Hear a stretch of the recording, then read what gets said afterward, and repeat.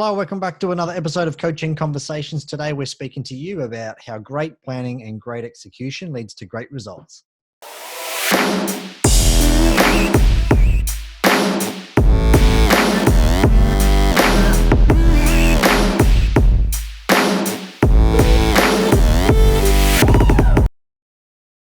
Hello, welcome back to another episode of Coaching Conversations with Nick and Chris. Before we jump in to today's topic, Nick, how are you today?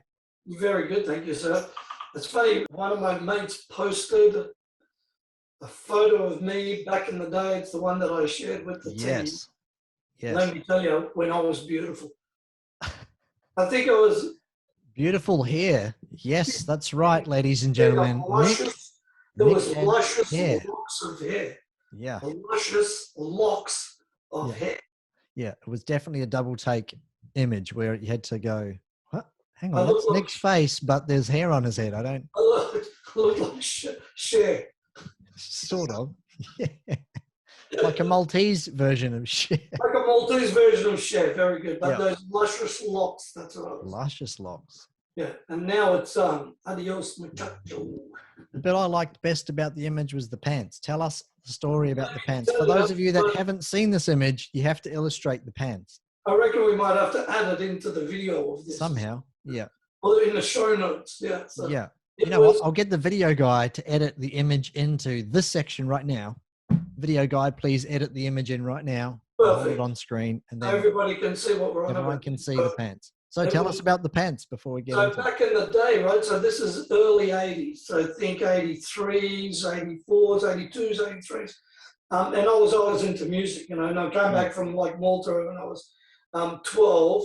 So this was maybe 13, well, it was probably 14, give or take, you know, into music. And, you know, all those guys, you know, we met and I was probably close to 15, somewhere there. And, you know, just think mid-80s, we're talking heavy metal bands and stuff like that. And it was the era of everyone wearing tights and stuff like that. So Halen tights, you know, Dio, Black Sabbath, all those guys were like, you know, Iron Maiden. Oh, yeah, it was more Iron Maiden.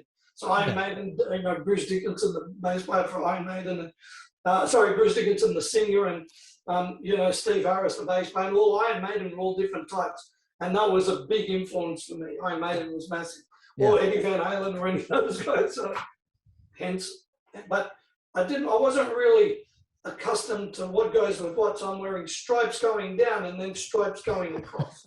And my wife that's a no-no in stripes. Oh, yeah, stripes on stripes is a bad thing. Stripes on stripes is a bad thing, but man, did I look cool then. Man, you looked so cool. Cool.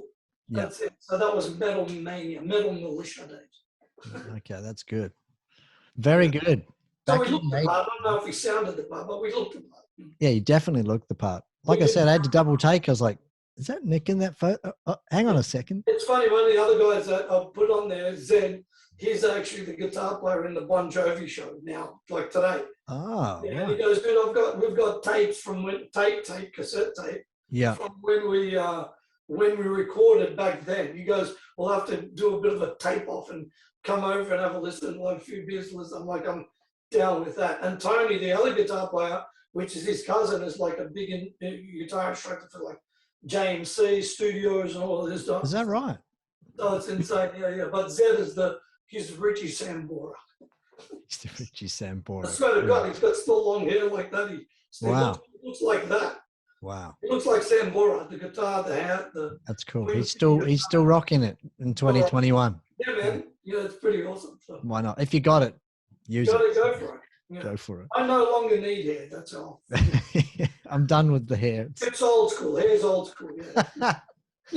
Hair's old school. Well, you know, if you want more information about Nick's musical history, please reach out to us. Yeah, exactly. And askatupcoach.com. Askatupcoach.com.au. Yeah. Moving into business coaching. I hope you like that segment.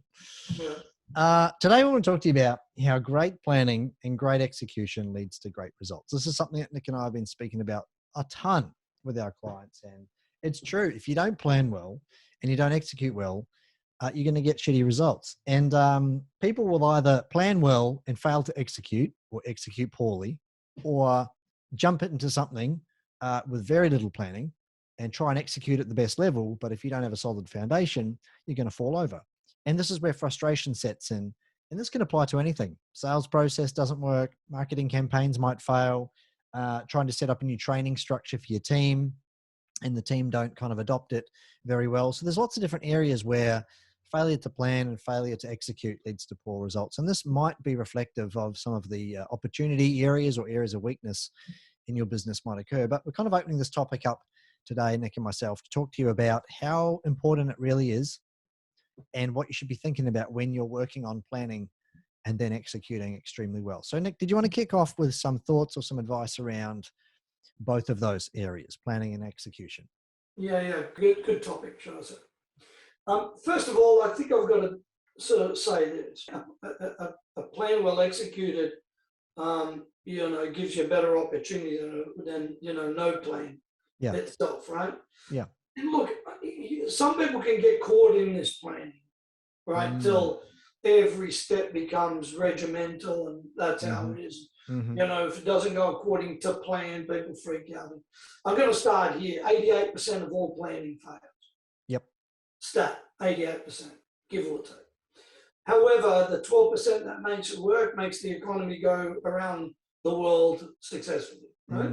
So you've got to think about that start with, because you don't get caught up too much in the plan, but you need a plan so you know at least if you're on track or you're not. So that I just wanted to kind of put that out there, because some people can just get caught up in the plan, and then if the plan doesn't work, they don't pivot quick enough, and then they're stuck in their path. So the plan's a guide. Even and the best way I think about it is like this. I've flown around the world a lot of times, and the flight to LA from Sydney to LA is 14 hours or 15 hours or something like that. And 3/4 of it, to be honest, is on the water. It's kind of crazy, right? Now, in saying that, I love it. They go 6:01, land in LAX, and 6:01, the A380, it boggles me, to be honest, right? Yeah. Now, in saying that, you can feel the plane going up, banks to the side, banks, drops down a bit, goes up again, goes up another corridor. So it's kind of moving around because of weather, air pressures, I don't know, the economy in the jet stream, all of these things that it does. And what they usually do is they tack out to point. So if, God forbid, the plane goes down and not that far from being able to, if it needs to land somewhere, or if it hits in the water, there's other areas that they're not too far from it to rescue it at the end of the day. That's why it doesn't go exactly straight. It sort of goes like this and tacks around through Fiji, through all these other kind of islands along the way. Now, in saying that, I'll show you, in terms of flying, right? Looking at that little thing on the back of the seat. So.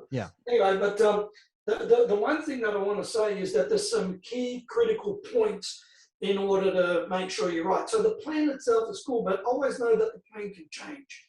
But it's good to have a plan. Their destination is 6:01 LAX. That's it. So they're clear about the end destination. Because if you're not clear about the end destination, you're going to kind of have an issue, right? So that should be first, right? So right? Yeah. And I think when, you do this, Chris, right, with your clients. You go, well, hey, what are we trying to achieve? What's kind of the end goal? What's kind of the, right? Yeah. That's something that you do too, right? Yeah, I think there's 3 points that you just mentioned briefly, and I'm going to highlight them. Number one is have that goal, have the plan, have the final destination. I love the analogy of the plane touching down at 6:01 because it's so true. Like that's the outcome, really. Get the A380 on the ground at 6:01. That's the goal, and everybody's clear on that. It doesn't matter. The passengers are clear, by the way, because they know the flight time. The pilot's clear. The air hostesses, they're clear. Everyone knows the outcome. I think when you said, the plan needs to change, that's important. So when planning, we need to be mindful about flexibility or adaptability. Sometimes you can have a really clear plan, and you've said it before, Nick. The map is not necessarily, or was it the map is not the terrain? Yeah. So sometimes you do need to shift left and shift right and take into account different scenarios. The plan needs to be flexible. You need to have a clear plan, but it needs to have an element of flexibility. And I think a third area that I've pulled out of what you've said is speed to market's important in any instance, in any industry. So you can't spend your entire week just planning, unless it's for something massively significant. There needs to be an element of planning, but then there also needs to be an element of execution. You need to do the stuff. So you can't spend all your life planning. Speed to market's important. So plan fast, I guess, would be the point there. You'll fail fast, right? Yeah, plan fast, fail fast. Yeah, absolutely. And that's the thing. I mean, even with the aircraft, they can see the weather that's coming. It's only weather that's coming until you're in it. I look at the weather thing all the time. I'm like, oh, it's going to 1 to 3 millimeters, and we take the ski boat down, and I reckon there's 50 millimeters in the ski boat, right? Like, you can never tell, man. So we've got to, shit, this is no good. Let's bring it back to the ramp for a bit, let it pass, and then. So you've got to think in business. There's elements now. Coming back to now planning, right? Let's talk about the key areas that we need to plan. Sure. Number one, I suppose, what type of money do you want to make over a 12-month period? Yep. That's kind of important. And the reason being, I think it kind of just gives you a destination of what you're looking towards achieving financially. And it's not everything, but, as an example, if you want to do 2 million as an example, and, you're doing average home is 500 grand, or, average sale is 1,000, and you've got a lot of selling that you need to do. So the plan sets up the strategy, so the end financial goal sets up the strategy. Now you could do 2 million, but you've got 3 million in expenses. That's not a good destination. You're about to lose money. That's the same as flying all the way to the States. We missed the runway and we're smashing into the buildings. Not a good strategy, obviously. Bad strategy. Yep. Bad strategy, right? So I think that sort of sets that up kind of first, in order for you to make sure that we're clear about the goal. That's number one. Perfect. Number two, I think within the plan is what kind of marketing strategy have you got in order to make the plan happen? Because people then concentrate a lot on the stupid stuff. Whatever everybody's eating inside the aircraft has nothing to do with getting there safely. So don't worry about the food, worry about the engines and that thing, the flaps and, the wings, the electrical system and the fuel and the, you know what I mean? Like some people, they start worrying about stupid shit. Like, I want to do 3 million, but, I think we need to do our website and we need to do our vision and we need to do our, image and we need to do our, logos. Should we change the logo type thing? Have we got, are the cars got the signs on? I'm like, no, don't worry about that. Just make sure you've got the right marketing. And what's that in the aircraft? It's the right fuel. Because you could have the destination clear as crystal. We want to do 3 million, but then, the aircraft, 14 and a half hours, I'm figuring it's got like X amount of fuel in it left, that if it needs to circle or it can't land or it needs to accelerate more, or, this is like we need to make sure we've got the right fuel capacity. And in your business, what's your fuel capacity? Can you, and is it the right aircraft? That's really important too. You don't take a little, Cessna to go to the States. Like, you'd be landing 400 times. You know what I mean? Like, that's So these are important as well, right? Okay. How have you seen that? With your planning with your clients, what do you do with that? Yeah, I think there's a measure of tactical versus strategy, and strategy is important. But to get any sort of faster results, everything needs to be highly tactical. Like, let's create this marketing campaign based on what we know or based on some historical data, and then let's apply it and do it. And we're going to get to execution in just a second, but it needs to be highly tactical. The logos and let's redo the website and what does my t-shirt look like? It's the small stuff that doesn't need to be worried about. You can worry about that stuff later. So you need to really start. Itself, you're right. Not in that essential planning. Fuel's important. And the type of aircraft. It's no use you going, I've got an aircraft built that can take me to 1 million, but I want to do 8 million. That's the wrong bloody aircraft. Pretty simple. The reason why the A380 or the new 787s, the Dreamliner and stuff, or the 788 now, and it's just like, It's got 2 engines instead of 4.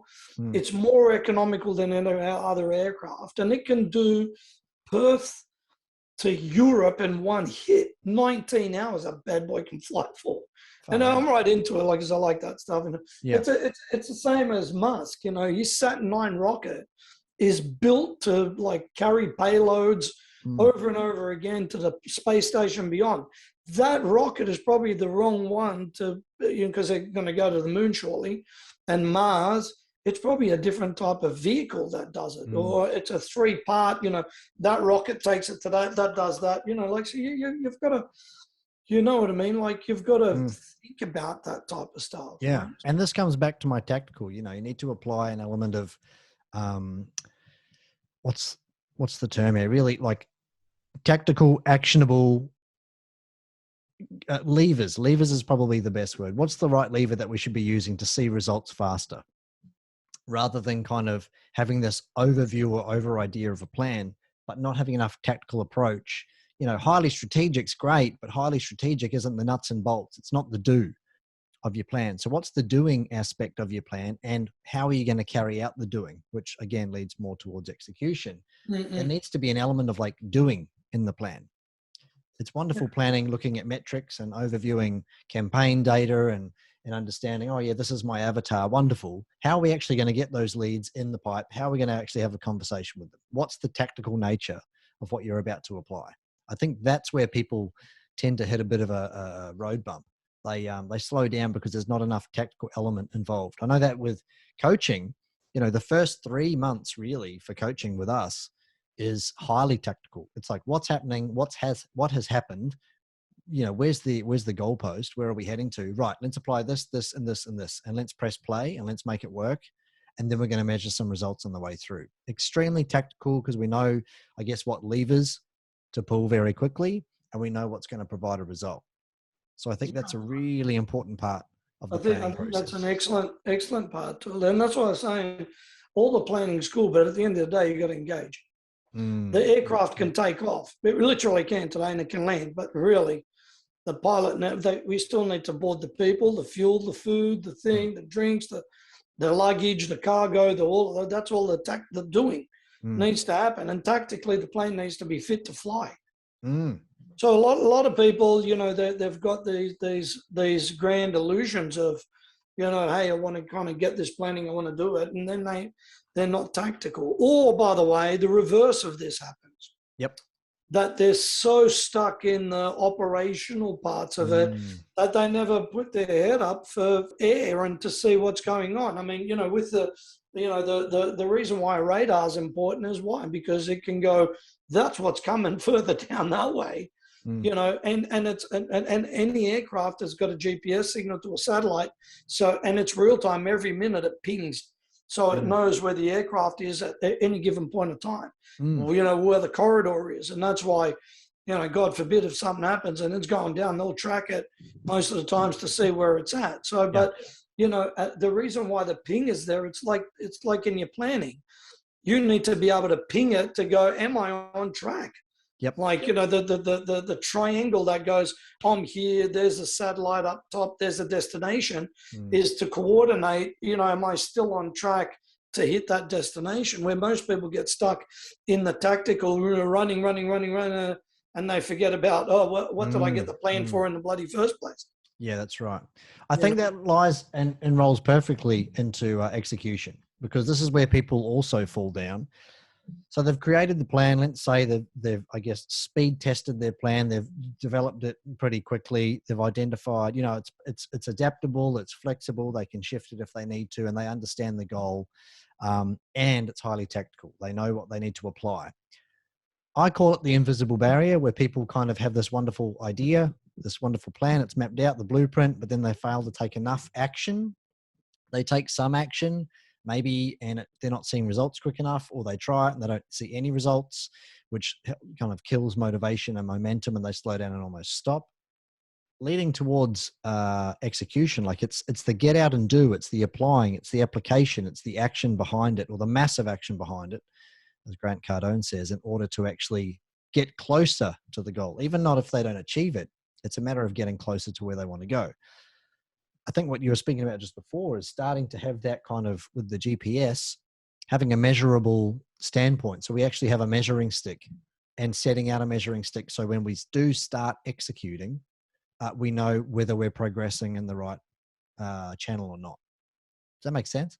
Yeah, I'm with you. I think that's a really good way to put it. Here's what it is: most businesses are really good at what they do. They really are. They deliver well, customers happy.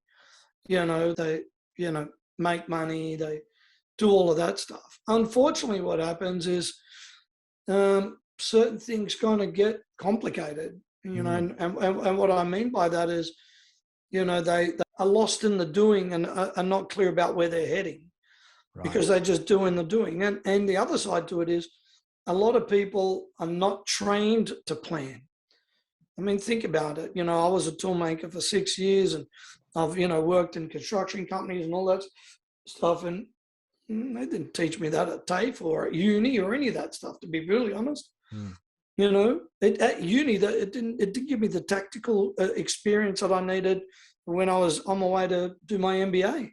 I had a lot more tactical knowledge than half of the 3/4 of the class that was there, because I'm doing it. But the other side to it is, then at TAFE, it didn't give me anything on how to run a business. Yes. So you know what I mean? Like, by the way, here's another important part. The map that you're doing needs to be relevant to your level of knowledge on what a map detail needs to have in it. Because some people have seen it. I've seen, the ultimate business plan, and it's 65 pages. Yep.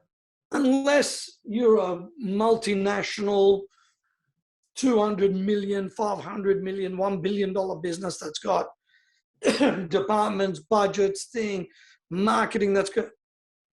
Anything, I personally believe, up to 100 million, there's 2 pages. Here's what we're going to do. This is our marketing strategy. This is the sales we need to bring on. Here's how we're going to market, and here's how we're going to sell. Here's the money that we need to do. Here's operationally where we need to be at, and that's about it. It doesn't need to be, an old car can still get you to Perth from Sydney, still got 4 wheels, still got a seat, still got an engine, and less electronics to break down. But a new car probably gets you there too. It's nice. It's got a lot of stuff. But have you noticed the dashboards pretty much look the same? How much petrol do you have in it? That's true. How fast are you going? What's the temperature? So all of this electronics still does the same. And, some of them might have, you can press the thing for the cruise control. Or the air conditioning.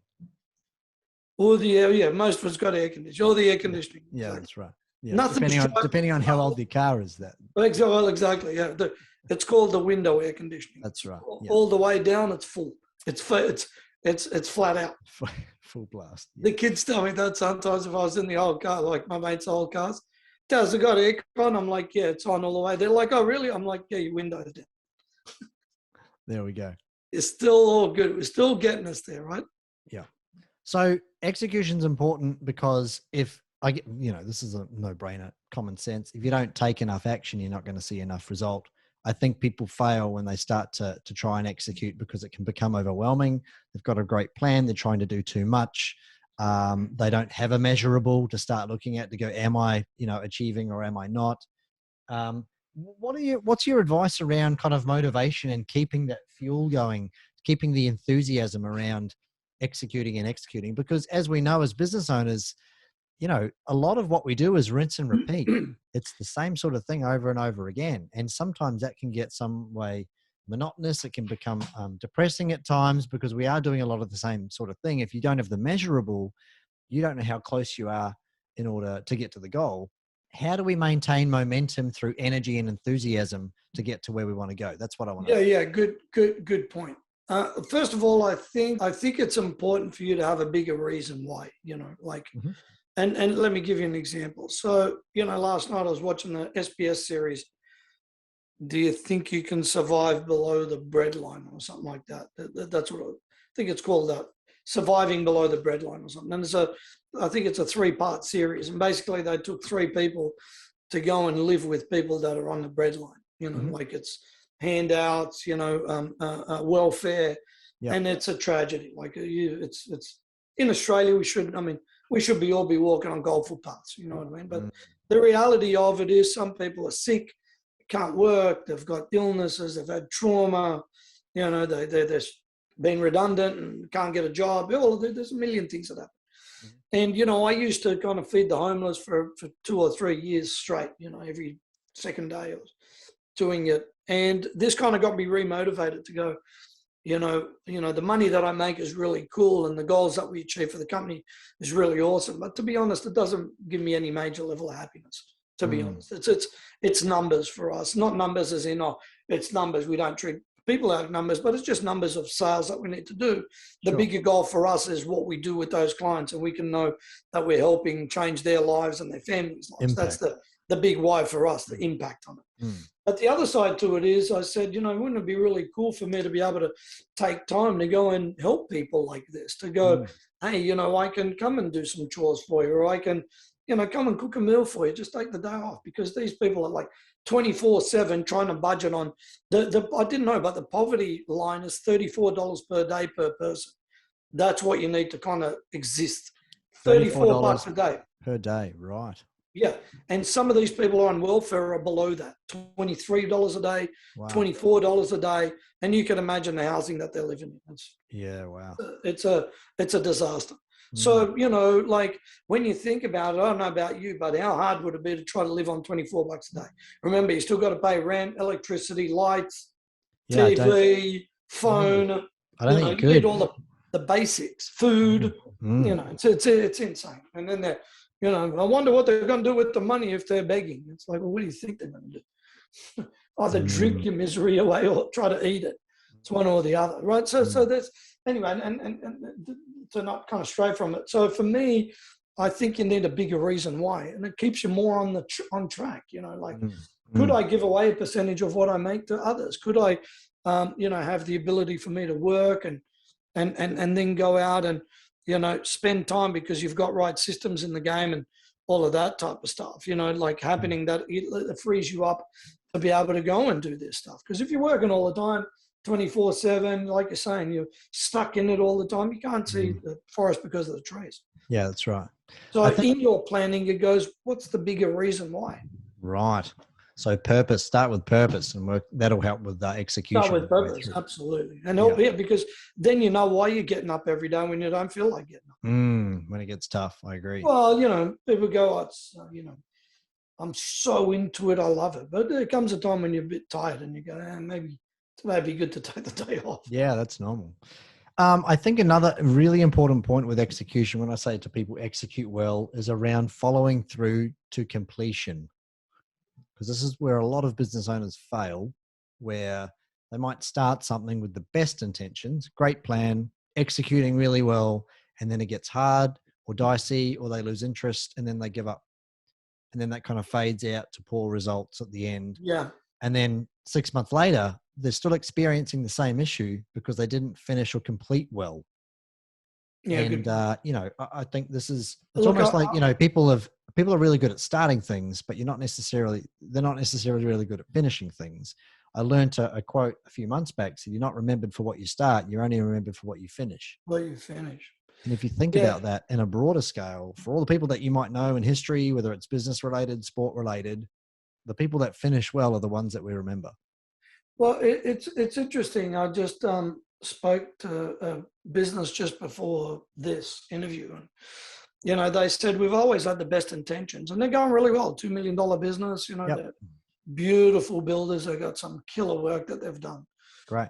Husband and wife teams in their looks like 50s, early 50s, or and they said we've always had the best intention to do what we do, but we just get sidetracked. And that's the truth. You've got a team of people. And so I think the one thing that I can say there, without sort of doing hey, this is what we do at UpCoach as a plug, but I'm going to plug it anyway, is to go, you need an accountability partner. Yeah. You need somebody, to me, raising children, they're the best accountability partners ever, aren't they? Yeah. Not once in my entire history of raising the kids, one's going to turn 16, one 13, have I not had food on the table for them? Not once. Yeah, very true. So it's pretty awesome. You know what I mean? Not one, even when things were tough. like really tough, where I couldn't even afford rent or any of that stuff. I always made sure, I used to grow vegetables in my backyard and, ask my mother-in-law and my mum for food. And, sometimes when I couldn't afford it, I'm going to be honest, it's in the book. But I still made sure that they had that. They still had food. They had warm clothing, and they had a blanket. And I've never not provided that, and that's accountability all the way. Yeah. Now it's PS5s at $1,500 or whatever it is. Computers and new phones, and it's changed, right? It's all of that stuff. But even now, like we live within our means, but we still. So in business, who have you got that's accountable? What's the biggest for your accountability? Is it a person, or is it a thing that you want it to be accountable? When I do craft, as an example, the accountability is really simple. The reason why, I'm training until I feel like I'm going to throw up is, when you're out there, we were talking about this with my instructor the other day on Saturday, man. I don't know what it was. I just wasn't concentrating, pushed an instructor into a wall. I don't know, it was just aggression or whatever. He goes, man, you got to do 40 of these, think 40 burpees, but they're even worse than burpees in a hit, right? And man, it was like, I'm the dude in the corner doing them. And he goes, dude, you know why I told you to do that, right? He goes, man, that aggression is cool, but if it's not controlled, like you were with that, he goes, it only takes one time that someone pulls a knife on you, and man, you're leaking, or going to, God forbid, you'll be room temperature. Stabbing in the heart or whatever. So it's the only one time that you really need it, that you haven't trained for it. And that really got me thinking. So the way that we train is to do it. And God forbid, I'm never going to have that scenario, but you just never know. You could be somewhere, not even in Australia, you could be around the world. And some guy just says, hey, I'm hungry. You've got money. I'm going to get that money off you. Yeah. So, in saying that, you see, sometimes you need that accountability to play the game at a high level, to go whenever you need it, we're cool. Because if you're a business owner, you can't be too selfish. At some levels, you need to be selfless, because you've got, staff that works under you. Got to look after them. You got a family you need to support too. To look after that. So, it's the way of making money. It's just a different way. Either somebody else does that, looks after that responsibility for you. That means working for someone, or you do it for yourself. It's up to you. Yeah. I think everyone's accountable to themselves anyway, but when you're running a business, it's a whole different level of accountability. So find yourself an accountability partner to help keep you on track. A coach is the best person to do that, honestly speaking, because I've had to coach myself and I'm now a business coach. Your partner, life partner, your husband, your wife, not necessarily the best person, because they're too soft. You're too soft. They are compassionate, thinking about your well-being, and of course they should, but they also are a little bit soft when it comes to pushing you to get things done. I think that's it for planning versus execution to get great results, or planning and execution to get great results. Yeah. If you have experienced setbacks or results that you're not happy with, I would almost guarantee that it's either poor planning or poor execution that have led to those sub-average results. Nick, do you have any final words on this topic? No, I think, you, especially at the beginning of the year, it's coming up, you need to put some type of plan together. Yeah. Just have something that you can refer to often, and don't make it complicated. That's the key. Let me say it again. Don't make it complicated, or else you're not going to look at it. Yep. Very good. Dashboard drives a car that's got 5,000 moving parts just in the engine, then the gearbox, then the diff, then the exhaust, then the fuel system, then the water system, then your seats, then the aircon, then all this entire cabin, everything that's going on in the car, and it's all still on one dashboard. Yeah. Don't make it too complicated. Keep it simple. Keep it simple. Very good. Guys, if you need help with better planning or better execution, reach out to us at askitupcoach.com.au.